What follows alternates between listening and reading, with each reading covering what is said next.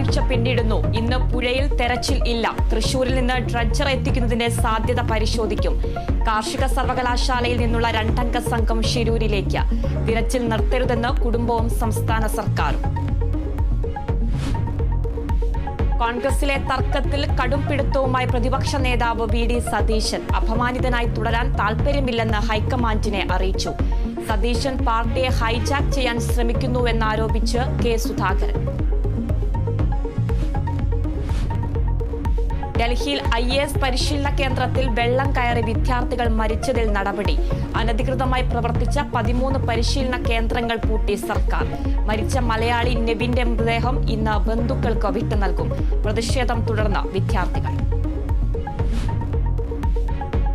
തിരുവനന്തപുരത്ത് സ്ത്രീക്ക് നേരെ വെടിയുതിർത്ത കേസിൽ പോലീസ് അന്വേഷണം ഊർജിതം. ആക്രമണത്തിന് പിന്നിൽ വ്യക്തിവൈരാഗ്യമാണെന്ന് നിഗമനം. പ്രതിയായ സ്ത്രീ നടത്തിയ ആസൂത്രണത്തെക്കുറിച്ച് പോലീസിന് വിവരം. സംസ്ഥാനത്ത് മഴ ശക്തം. വടക്കൻ കേരളത്തിൽ 5 ജില്ലകളിൽ യെല്ലോ അലർട്ട്. കേരള കർണാടക തീരങ്ങളിൽ മത്സ്യബന്ധനത്തിന് വിലക്ക്.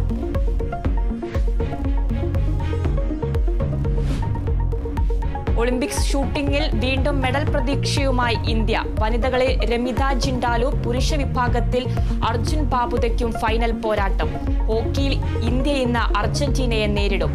ആർച്ചറി, ബാഡ്മിന്റൺ, ടേബിൾ ടെന്നീസ് എന്നീ ഇനങ്ങളിലും ഇന്ത്യൻ താരങ്ങൾക്ക് മത്സരം.